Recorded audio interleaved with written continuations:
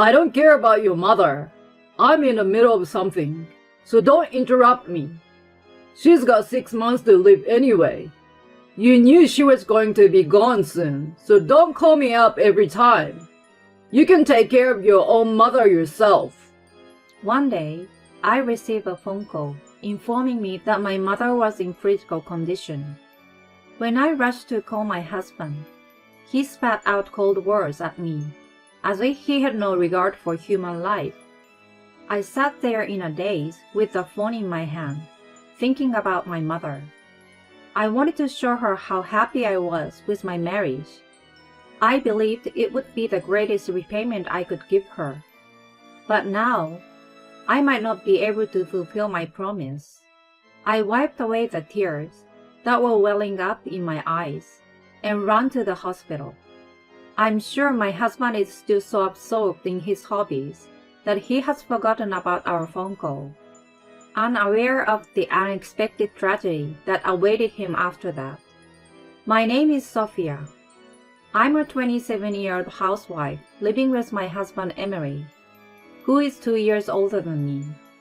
I met him when I had just graduated and joined an IT company. I'm Emery, and I will be training you starting today. Nice to meet you. Nice to meet you too. Emery became my immediate senior. He was fast at his work and was admired as an elite within the company. He also had many hobbies, such as karaoke, bowling, darts, and baseball, and always seems to enjoy talking about his private life. Emery was the kind of person I admired and adored. When I was 26 and he was 28, we started dating, and after 3 months of dating, we decided to get married. There is a big reason why we got married in such a short period of time. It is because my mother was sick in the hospital. My mother was unmarried when she gave birth to me, and she raised me all by herself. However, she had a chronic illness that often caused her to have breathing problems and nausea. I did my best to support her during those times, and we lived together so I could help her out. Then one day, my mother's chronic illness rapidly worsened, and she was finally told that she had only 6 months to live. She was so shocked that she could not stop crying. But when I told her of our marriage, she said, "Sophia, congratulations! Please live happily for me." She congratulated me with a big smile on her face. As a last act of filial piety, I could perform as a daughter. I vowed to raise a happy family with my husband. When I got married, I quit my job and became a full-time housewife. I struggled with housework I was not accustomed to, but I was doing my best for my husband, who was working hard. Then one day, my husband came home from work and said to me, I've got a new hobby. "What's this new hobby of yours?" Fishing. A friend of mine invited me to try it, and I'm totally hooked. Husband is overjoyed to have found a new hobby, fishing. However, his addiction to fishing was clearly unusual compared to his other hobbies. Whenever my husband had a day off from work, he would go to the beach with his friends. At first, I was happy that he seems to be enjoying himself. But the more times he went, the more expensive the fishing rods and lures he bought out. My husband even said, I've chartered a fishing boat. I was taken aback when he said this. "You've been spending too much money on fishing lately, haven't you? That's why you don't give me much money for living. It's fine to have fun, but for the sake of the family budget, why don't you moderate your spending?" I was worried that our finances were getting tighter and asked my husband to be mindful of it. But my husband, with a nonchalant look on his face, says to me, It's my hard-earned money. What's wrong with spending it on what I want to do? Why don't you just make it work for you? I can't hide my surprise at the fact that he leaves everything about our life to me. Then, my husband tells me a fact I never expected. I've told my mother that the food you make is lousy. Learn from my mother, a senior housewife, and cook properly from now on. Unbeknownst to me, my husband had been complaining to my mother-in-law. Since her husband passed away a few years ago, she has been living alone in a house some distance away from us. My husband was worried about her, so he went to check on her from time to time, and he told her how stressed out he was about me. After that, my mother-in-law visited our house often and started blaming me. Both my husband and my mother-in-law treat me coldly, and I always felt helpless. When I talked to them about money, they insisted that I should take care of it myself, so I spent my days visiting my mother, draining my savings from my unmarried days. I was willing to put up with it for my mother's sake, but my savings were running out faster than I expected. I don't have much money left. Please give an actual allowance. I told you I don't want to. I mean, it's a waste of money to visit your mother. I hope she dies already. My husband was insane. He says my food tastes bad, and he doesn't care about my mother. I couldn't see any vision of being happy with my husband like this, and I murmured in my heart that I might not be able to fulfill the vow I made to my mother. A few days later, on a cold night, I received a call. It was from the hospital, where my mother was hospitalized, and I suddenly broke out in a cold sweat. I was afraid that something might have happened to my mother. I fearfully pressed the receiver button on my cell phone. Your mother has been rushed to the emergency room and is in critical condition. I heard the doctor's voice. Okay, I'm on my way. With that, I hung up the phone and immediately called my husband. Hello? I'm in the middle of something. My husband was in the middle of something and tried to hang up on me right away. Wait, can you calm down and listen to me? I just got a call from the hospital that Mom's life is in danger. So you need to come to the hospital right away. I'm on my way too. However, my husband doesn't change his tone and says to me, Huh? Why do I have to go? It's your mother's business. So why don't you go alone? I'm just enjoying a night of fishing. Don't bother me. He shouted at me and hung up the phone. I was stunned by my husband's attitude, as if he was a stranger to me. How could he be so heartless when the life of someone he cared about was in danger?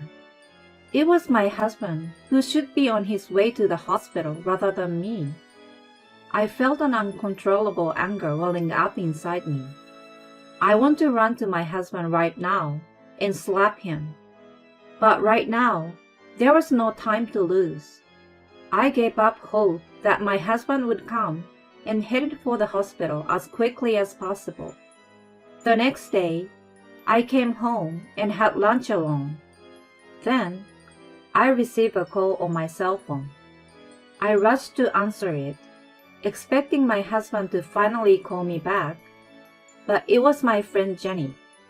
She was a colleague of mine from when I was working as an office worker, and we saw each other regularly after I got married. Hello, Jenny? What's wrong? Hi, Sophia. I saw something last night. So what? Please listen to me calmly. The truth is, I listened carefully to Jenny's story and found it unimaginable. Finally, in the evening, I received a call from my husband. Listen to this. I caught a big mackerel last night. It was worth sticking around in the frigid cold. We are having a mackerel dinner tonight, so ask my mom how to cook it. I want you to ruin this perfect fish. My husband was completely satisfied with his night fishing, but I didn't care about his excitement. Mom passed away. I confided in him. My husband started laughing in high spirits. I see your mother has finally passed away. How much inheritance are you getting? My husband was still under the mistaken impression that my mother had passed away. I spoke the truth clearly and indignantly. Not my mother. Your mother passed away while you were indulging in a night of fishing. Yes, the mother who was rushed to the emergency room was not my mother, but my husband's mother, my mother-in-law. My mother-in-law was at the sauna near her house and had a myocardial infarction while she was there, probably due to the extreme rise and fall of her blood pressure caused by the difference in temperature between the outside and inside. My mother-in-law was rushed to the emergency room, but her body was already stiff and she passed away. I tried to call my husband many times, but my husband kept blocking my calls, and I never heard from him again that day. This was the first time he learned of his mother's death. When I get home, you'll have to explain everything, he said, and hung up the phone. At this moment, I realized how much my husband had been looking forward to my mother's death, and I despaired of his true nature. Why did I marry such a man? I was at a loss, but I decided to have a proper talk with him and waited for his return. About 30 minutes after the phone call, he came home in a hurry. He started questioning right when setting foot inside the house. Hey, what do you mean my mom's gone? Why didn't you call me?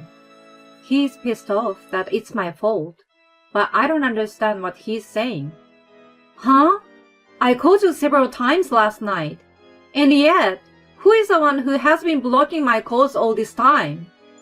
I said somewhat agitatedly, but my husband said, You're the one who talked about her in a confusing way. If I had heard it was my mom, I would have stopped fishing and go to the hospital right away. Even if it was an accident, you might as well have killed her. It should have been your mom who died, he said to me. I can't get anywhere talking to you. You're crazy to think you can say such a thing. I don't care if you regret it in the future. Who is going to regret it? Your mother will be going to the other side in the near future. When that happens, give me all of your inheritance as compensation for this. I finally told him to leave me alone and locked myself in my room. 3 days later, my mother-in-law's funeral was held. In addition to my husband and myself, my husband's relatives and co-workers came to pay their respects. I heard that it was so sudden that you couldn't see her at her end. I was so sorry to hear that. Yes, it was a huge shock to me. My husband would make a sad face when the mourners sympathized with him, but he scowled towards me. Then my husband began the eulogy, but I wanted to cover my ears. I was stuck at work that night my mother died. I got a call from my wife, and I managed to get a break from work and try to answer it, but she stopped calling after about 2-3 attempts. If only she had kept in touch with me until I picked up the phone. My husband was giving a sobbing speech about how it was my fault when he was obviously lying, and me being annoyed inside, saying, What the hell is he talking about? The mourners who didn't know the truth started giving me the cold shoulder, and I heard one of the relatives say, That girl is not a good wife to make her husband so sad like this. I was unreasonably blamed. I was at the height of my anger. My husband was still in the middle of his speech, but I grabbed the microphone from him. I'm sorry to interrupt. I have something I have to tell you all. Sophia, what are you doing? Are you going to ruin my mother's funeral? I'm going to tell the truth, and you're going to shut up and listen. What? The truth? I shook off my husband's protest and played the voice recorder I was holding. I had secretly recorded my conversation with my husband when he returned from fishing. I have recorded my repeated attempts to contact him. his refusal to accept my phone calls, and his desire for my mother's inheritance. Everyone stared in shock as my husband's true nature came to light. When exposed to the conclusive evidence, my husband did not know what to do. I thought there was no way to get away with this, but he stubbornly resisted. If you thought you couldn't get through, why didn't you call my office? There is no way I could use my cell phone while I was at work. There was no evidence on the voice recorder that my husband had gone fishing at night. But I still had one important fact. You were never working in the first place. Take a look at this video. I took out my phone and showed him a video. It was a video of him enjoying a fishing date with a young woman at an offshore fishing pond. Recording without permission? Who did this? My husband suspected me at first, but I told him. I was home all that night, so it wasn't me. Then, one of the mourners stands up and says, "It was me." That mourner was Jenny. She had called me earlier to tell me that she had seen something, and it was a scene of my husband's affair. At first, I doubted my eyes, but no matter how many times I looked, all I could see was Emery on a date with a young woman. So I couldn't help but take a video of it and send it to Sophia. When Jenny sent me this video, I was shocked. While his mother was in the emergency room, her son was cheating on his wife without a care in the world. I can't help but feel sorry for his mother, that she won't get to see him before dying because of it. When the evidence of the affair was revealed, my husband finally lost his words and collapsed to his knees. He cried out to me, "Please forgive me." Then I replied, "I don't want to be with a scumbag who mistreated my mother and his own mother's life." I said firmly. The funeral was messy, but somehow it ended. I demanded a divorce from my husband, and he complied without a single complaint. My ex-husband had no savings at all, not only because he spent a lot of money on fishing equipment, but also because he had an affair with a woman. He barely had enough money from his mother's inheritance to pay me alimony, and it was a shameful sight to see an old man trying to rely on his parents' money. In addition, since people from my ex-husband's company attended the funeral, he had gained a bad reputation within the company and was completely isolated. Although he had always been an elite man who could do a good job, his career path was cut off due to his numerous misdeeds, and he was finally forced to resign from his job. When I went to visit my mother, I told her about the divorce. I couldn't be happy with that man. I'm so sorry I couldn't fulfill my promise. I apologized to my mother with tears in my eyes. She took my hand in hers and said, "You have nothing to apologize for. I don't want you to be happy with someone who can't take care of you. I hope you will meet a man you can truly love. I will be watching over you from heaven to make sure you both are happy." I really love my mother, who always has a smile on her face, even when she doesn't have much time left to live. From marriage to divorce, many things happen, but I realized the preciousness of life once again. I decided to become a nurse so that I can save people's lives